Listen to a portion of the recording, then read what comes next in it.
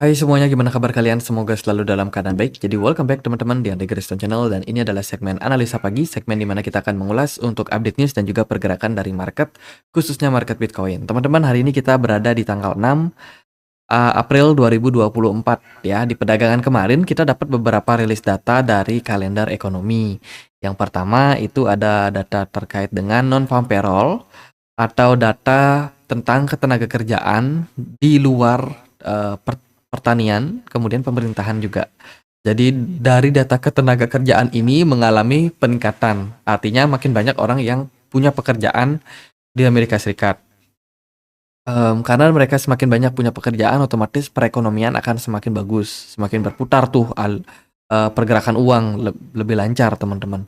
Kemudian data dari unemployment rate, yaitu data pengangguran, otomatis mengalami penurunan ya, karena makin banyak orang yang punya pekerjaan, teman-teman. Kurang lebih seperti itu data kemarin, yang berarti ini positif sekali untuk market ya, khususnya market USD atau indeks dolar.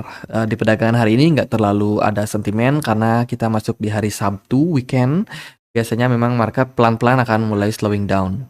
Ya, tutup market, kemudian ya volume perdagangan juga cenderung akan turun. Sekilas saja pergerakan di XY kemarin sedikit naik 0,07%, tapi nggak terlalu signifikan, teman-teman. Oke, dari data yang lain ada Fear and Greed Index, di mana posisi kita masih dalam posisi extreme greed, yang berarti saat ini market masih serakah disebabkan karena narasi-narasi sentimen di market masih cenderung bagus, positif, nggak terlalu banyak FUD yang jelek buat market crypto ya. Jadi sentimennya bagus lah teman-teman buat saat ini. Ya paling teman-teman juga udah pada tahu koreksi terjadi pada Bitcoin ya setelah kenaikan yang lumayan signifikan dalam beberapa bulan. Itu kemudian dari beberapa data kayak dari Soso Value, ini merupakan data inflow and outflow beberapa hedge fund, manajer investasi yang kemarin sudah menawarkan produk ETF spot Bitcoin. Yang pertama ada Grayscale, masih dalam proses outflow yang cukup besar, teman-teman. Grayscale masih aktif melakukan penjualan Bitcoin mereka ya. Sementara perusahaan investasi lain kayak BlackRock, Fidelity, ARK Invest justru terus melakukan akumulasi. Kemarin yang cukup besar akumulasi itu di BlackRock. Ya, BlackRock sama Fidelity. Tapi ya nggak besar-besar banget lah. Yaitu sementara masih inflow surplus, teman-teman. Jadi manajer investasi masih dalam posisi uptrend ya buat Bitcoin. Kemudian ini berita terkait dengan Paraguay, di mana Paraguay kabarnya ngeban untuk Bitcoin mining di negaranya disebabkan karena masalah pasokan listrik teman-teman yang mungkin tidak memadai di sana.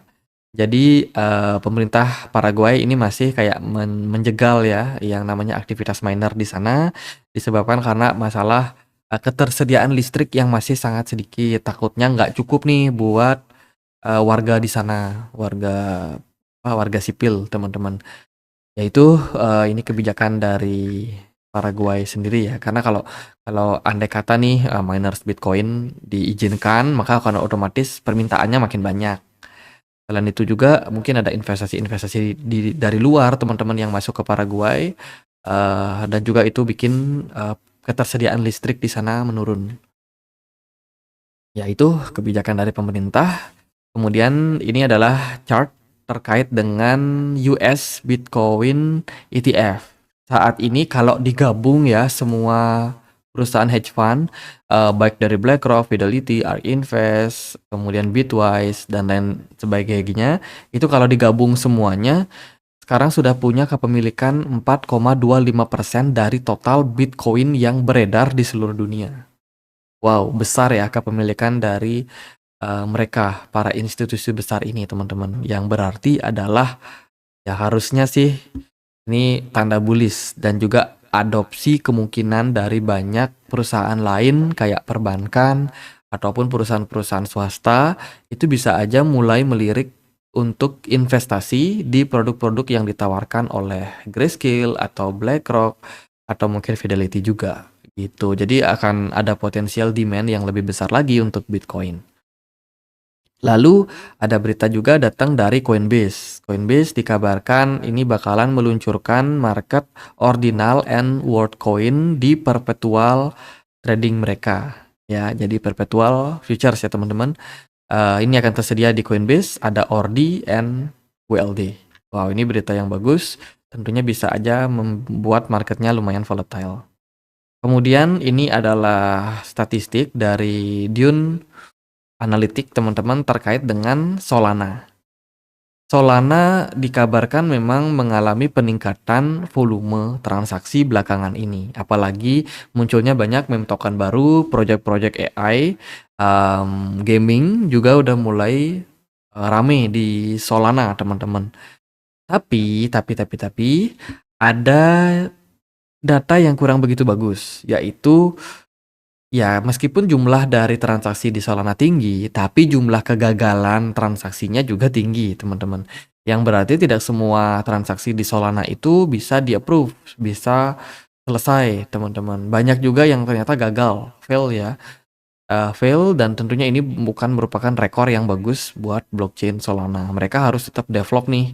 Jangan sampai peningkatan adopsi dari Solana ini tidak diimbangi dengan kemampuan mereka, kapasitas mereka dalam menyelesaikan transaksi-transaksi yang terjadi di blockchain. Itu buat Solana. Kemudian oke, berita datang lain dari FTX Estate dikabarkan kemarin sudah menjual 2/3 2/3 dari kepemilikan Solana kepada investor Galaxy Trading dengan diskon besar.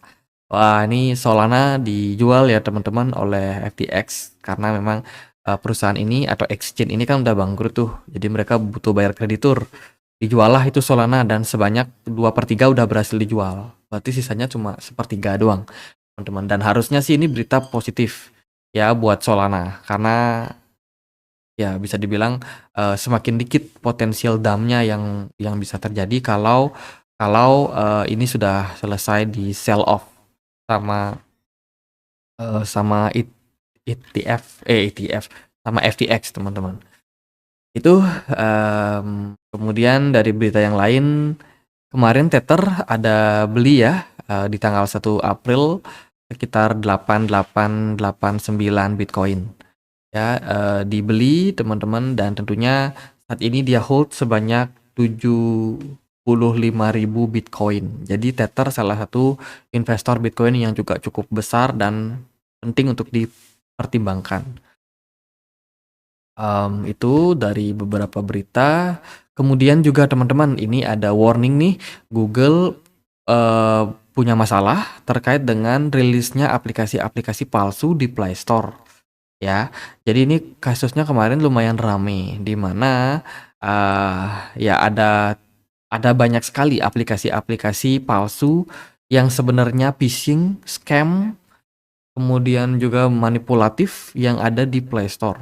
Jadi raksasa teknologi Google mengajukan gugatan terhadap dua negara Tiongkok, distrik selatan New York pada hari Kamis menuduh mereka menggunakan Google Play Store untuk menipu lebih dari 100.000 pengguna di seluruh dunia. Gugatan tersebut menuduh bahwa Yu Feng Shan alias Alphonse itu menjalankan skema penipuan. Ini setidaknya sejak 2019. Jadi terkait dengan listingnya aplikasi-aplikasi scam di App Store. Jadi teman-teman kalau mau masuk ke market kripto, khususnya yang baru, penipuan itu banyak sekali teman-teman. Jadi pastiin teman-teman melakukan research. Kalau teman-teman misalkan awam banget, banyak-banyaklah bertanya pada orang ya. Supaya teman-teman bisa mendapatkan referensi terkait sesuatu gitu. Jadi biar teman-teman juga terhindar dari yang namanya penipuan-penipuan seperti ini. Karena banyak sekali kok aplikasi-aplikasi cloud mining lah, ada juga exchange yang bodong lah. Pastiin sudah diregulasi atau paling nggak punya kepercayaan banyak investor teman-teman atau reputasinya bagus. Nah itu teman-teman harus cari tahu sih di market ya, mana yang bagus, mana yang enggak. Jangan sampai teman-teman kena masalah hacking atau phishing ya, karena banyak banget memang hal tersebut terjadi, teman-teman. Oke, itu sekilas saja buat, berita-berita yang ada pada market. Sekarang kita akan lihat gimana sih pergerakan dari market khususnya Bitcoin. Overall pergerakan Bitcoin lumayan kayak ketahan ya kemarin, padahal sudah ada sedikit crash teman-teman, tapi at the end Bitcoin kembali balik ke kisaran range 67,7 ribu dolar. Pergerakan Bitcoin masih terbilang stabil, volume perdagangannya ya agak bagus, tapi smart money-nya kecil banget pada Bitcoin. Jadi saya sendiri memang nggak terlalu expect ada kenaikan yang lumayan signifikan terhadap Bitcoin ya. Kemarin juga BTC Dominance agak turun teman-teman, dan saya lebih prefer buat teman-teman cari altcoin yang udah terdiskon. Ini Solana ada tekanan jual dari FTX ya. Kemudian ada Shiba dan juga meme-meme token lain juga udah mulai tertekan juga teman-teman. Jadi bisa dimanfaatin menurut saya beberapa altcoin yang udah terdiskon untuk DCA. Kalau dari Bitcoin sendiri sih ya overall masih cukup bagus teman-teman. Sekarang kita bahkan bergerak dalam sebuah pola channel antara range 73 ribuan, 74 ribu gitu sampai 60 ribuan. Teman-teman masih bergerak sideways sebenarnya. Beberapa potensial lain juga yang terjadi pada Bitcoin adalah Bitcoin membentuk yang namanya symmetrical triangle. Maybe kita butuh beberapa indikasi penting. Kalau Bitcoin mampu closing di atas 70 ribu, itu berarti potensial Bitcoin akan ngetes area 73 ribu lagi, teman-teman, dalam jangka waktu pendek ya. Tapi kalau Bitcoin ternyata dia breakdown, let's say dia turun di bawah 63.500 something, nah itu ada potensial Bitcoin bakal ngetes juga area level 60.000. Jadi untuk saat ini kondisi dari market itu masih cenderung slowing down, koreksi wajar teman-teman, nggak terlalu perlu panik juga.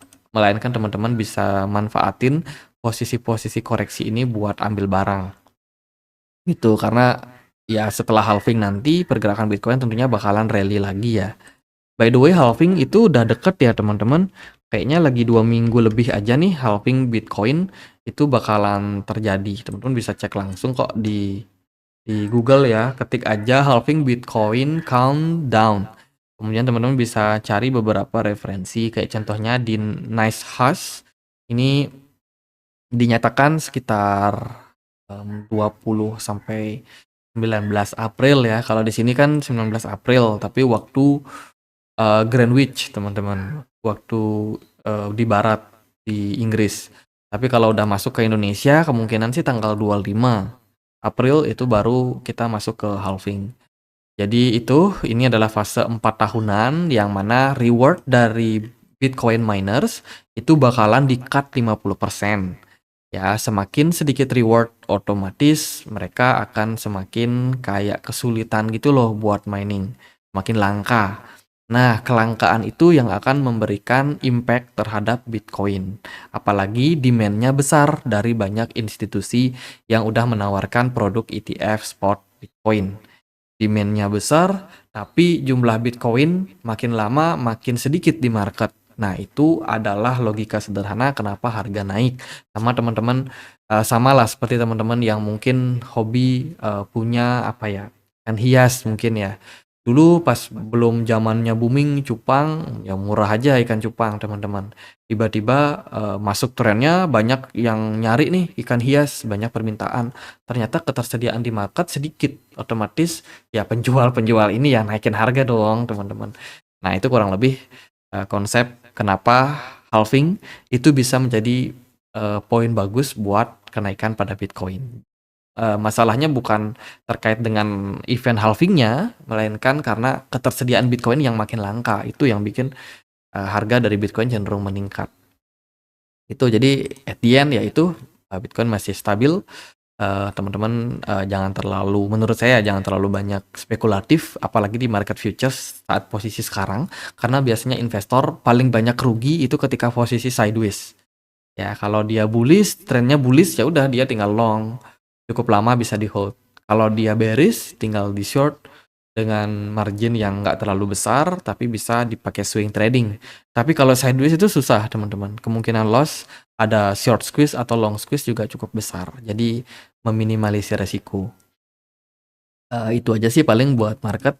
Teman-teman kita juga punya komunitas diskusi di Telegram, tempat aku untuk update berita-berita terbaru tentang market kripto. Ada beberapa koin-koin yang mungkin teman-teman juga bisa pantau ya. Aku juga udah sharing di komunitas, jadi buat lebih detailnya langsung aja cek di kolom deskripsi video ini. Itu aja, akhir kata saya Andre, makasih.